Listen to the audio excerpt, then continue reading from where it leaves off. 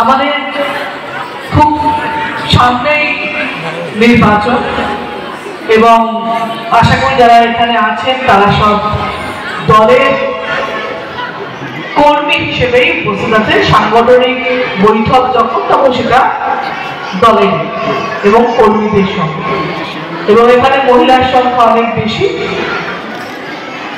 যদি তারা তার এবং তার পরিবারের দুটো করে ভোট সংগঠিত করতে পারেন তাহলে আমার ধারণা যে দুবরাজপুরের যে রেজাল্ট আপনারা লোকসভায় করেছিলেন বা বিধানসভায় করেছেন তার পরিবর্তন আসবে, এবং সেই পরিবর্তন আনার জন্য সেই লক্ষ্যে পৌঁছানোর জন্য আমাদের প্রত্যেককে কিন্তু চেষ্টা করতে হবে। এরকম নয় যে আমরা মিটিং ডাকলাম এলাম, মিটিং ডাকলাম উপস্থিত হওয়া মানে কিন্তু হাজিরা দেওয়া নয়, স্কুলে সেই প্রেজেন্ট অ্যাবসেন্ট বলা নয়।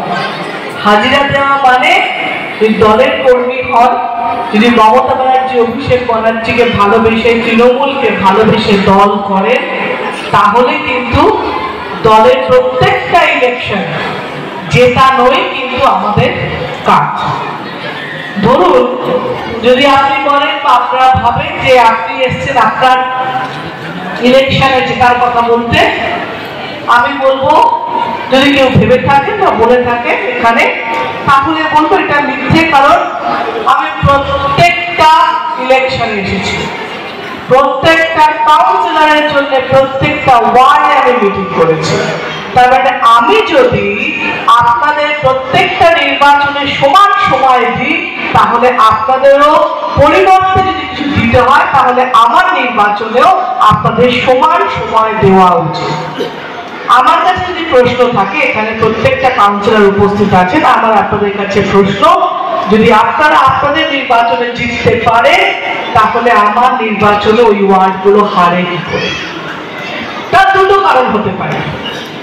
একটা হচ্ছে যখন আপনাদের সঙ্গে কথা হয় আপনার নির্বাচনে তখন বলা হয় গেছেন আপনি ওয়ার্ডে বাড়িতে বাড়িতে গেছেন, হ্যাঁ 3বার ঘোরা গেছে 4বার এবার যাচ্ছি, আর সেই লোকটাকে যখন আমার নির্বাচনে জিজ্ঞেস করা হবে কিংবা বিধায়কের নির্বাচনে জিজ্ঞেস করা হবে তখন বলবে হ্যাঁ যাচ্ছি যাচ্ছি আর 3বার ঘোরা হয়ে গেছে, এর মধ্যে তফাৎ থাকে।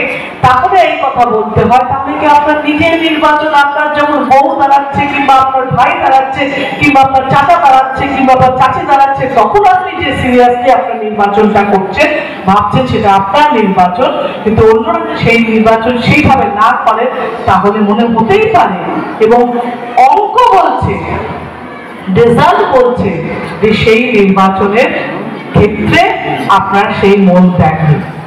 এটা কিন্তু কোনো নিন্দে কোনো ভৎসনা নয়, এটা হচ্ছে বাস্তব, যেটা আমার মনে হতে পারে এটা বাস্তব পরিচয় দিচ্ছে, সেটা রেজাল্ট হিসেবে বলছে। যদি আপনার আপত্তি থাকে আপনারা বলতে পারেন যদি আপনি ভুল বলছেন, তাহলে যদি বুঝতাম যে আপনারা কেউ জিততেন না তাহলে বুঝলাম হ্যাঁ ভাই এখানে কেউ তৃণমূলকে সমর্থন করে না তাই জন্য বিধায়ককে সমর্থন করছে না সাংসদকে সমর্থন করছে না, কিন্তু কাউন্সিলরদের সমর্থন করছে, কি করে তারা ভোট করছে, কি করে তারা জিতছেন।